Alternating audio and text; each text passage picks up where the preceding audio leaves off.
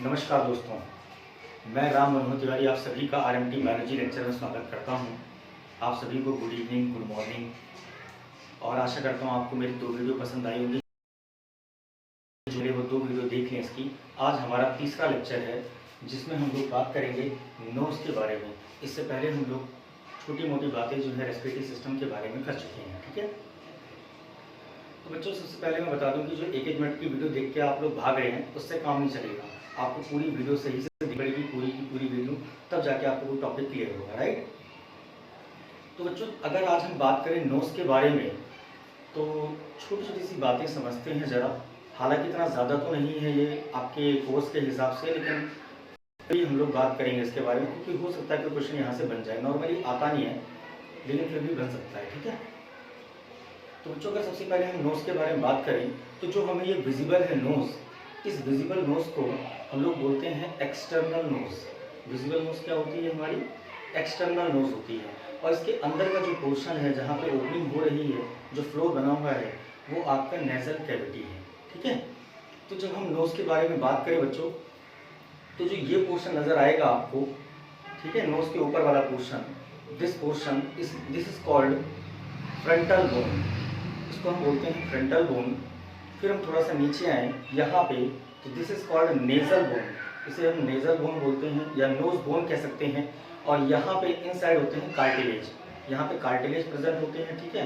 और जब हम इस टिप की बात करें, टिप ऑफ द नोज, तो यहाँ पे एलर कार्टिलेज प्रेजेंट होता है।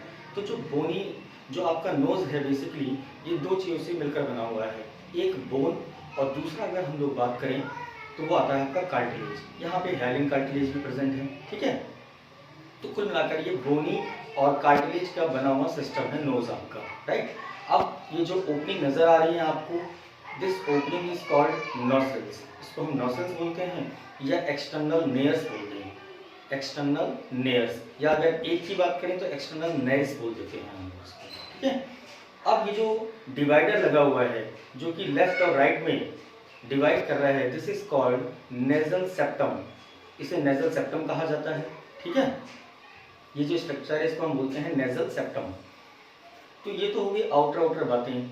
अगर हम नोज को डिफाइन करें प्यारे बच्चों तो कैसे बोलेंगे कि nose it is the specialized organ at the entrance of the respiratory system. कि रेस्पिरेटरी सिस्टम का जो एंट्रेंस है, जहां से एंटर होगी air, that portion is the nose which consist of visible portion that is external nose। जो visible portion है यानी कि जो नजर आ रहा है आपको, इसको हम external nose बोलेंगे। and an internal portion inside the skull, जो skull के अंदर आएगा पोर्शन, वो आपका nasal cavity है। nasal cavity की अगर मैं एग्जैक्ट लोकेशन की बात करूं बच्चों तो डायग्राम पे आ जाइए जरा। ये एक रफली डायग्राम बनाया गया है भाई, ज़्यादा डायग्राम तो अच्छा नहीं है लेकिन फिर भी। तो अगर हम लोग बात करें, जैसे यहाँ पे अगर हम बात करें तो ये जो माथे के पास है यहाँ पे फ्रंटल बोन प्रेजेंट है, इसके नीचे आती है नेजल बोन। तो ये जो है नेजल बोन की लोकेशन है। अब नेजल बोन की थोड़ा सा अंदर अगर आप जाओ, नेजल बोन की इंफीरियर साइड और ओरल कैविटी की अपर साइड, ओरल कैविटी की अपर और नेजल बोन की इंफीरियर साइड के बीच में जो गैप प्रेजेंट है, जो कैविटी प्रेजेंट है, उसी को हम नेजल कैविटी बोलते हैं। तो बच्चों, जो इंटरनल पोर्शन है उसे नेजल कैविटी कहा जाता है और जो एक्सटर्नल पोर्शन है वो आपका एक्सटर्नल नोज है, ठीक है।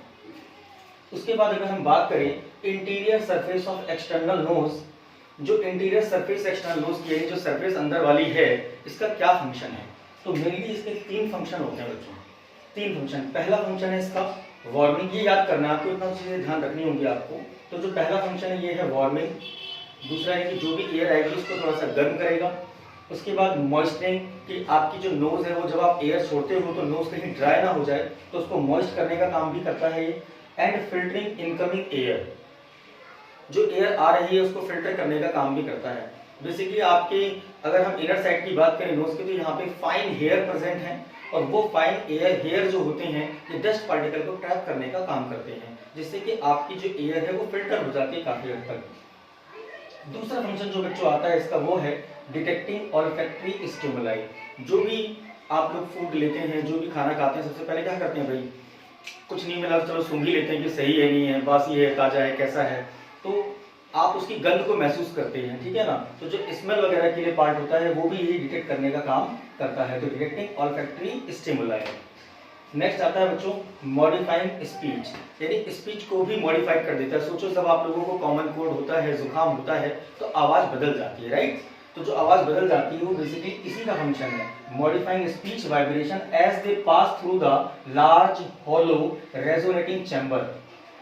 जब इस रेजोनेटिंग चैम्बर से पास होते हुए आवाज जाती है तो आवाज जो होती है, जो स्पीच होती है, वो मॉडिफाइड होती है थोड़ा सा। लैरिंग जो है वो आपका वोकल कॉर्ड है, ठीक है, उसके बारे में डिटेल में बात करेंगे, लेकिन ये आवाज को मॉडिफाई करने का काम भी करता है। तो रेजोनेटिंग चैम्बर जो है बेसिकली उसे हम पैरानेसल साइनसेस भी बोलते हैं। ये जो पैरानेसल साइनसेस है ये हमारी फेशियल बोन में प्रेजेंट होता है। फेशियल बोन्स हो गई, कुछ स्कल बोन्स हो गई, तो वो जो बोन्स हैं वो एज अ पैरानेसल साइनसेस काम करती हैं, जो लगातार नोज में म्यूकस सिक्रीट करने का काम भी करती हैं, जिससे कि आपकी नोज में मॉइस्चर जो है बना रहे, राइट। तो ये चीजें हैं। अब छोटी सी बातें नोज के बारे में और समझ लीजिए आप। जैसे मैंने आपको बताया कि ये वाला जो पोर्शन होता है हमारा, this one it is called root. इसको हम बोलते हैं, ऊपर से नीचे की अगर आए हम, तो ये वाला पोर्शन क्या है, रूट है।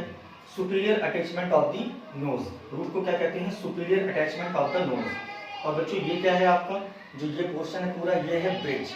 दिस वन इज ब्रिज, इसको ब्रिज कहा जाता है, which is the bony framework of nose. यहाँ पे बेसिकली बोन प्रेजेंट है।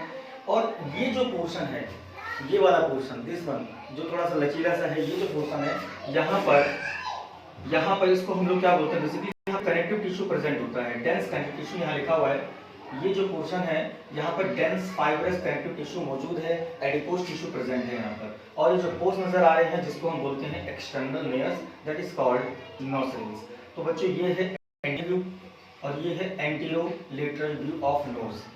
तो आशा करता हूँ थोड़ा बहुत आपको नोज समझ में आया होगा। इसको आप अपनी कॉपी में नोट डाउन करते रहना, ठीक है, नहीं तो आप स्क्रीनशॉट ले लीजिए इसका, राइट।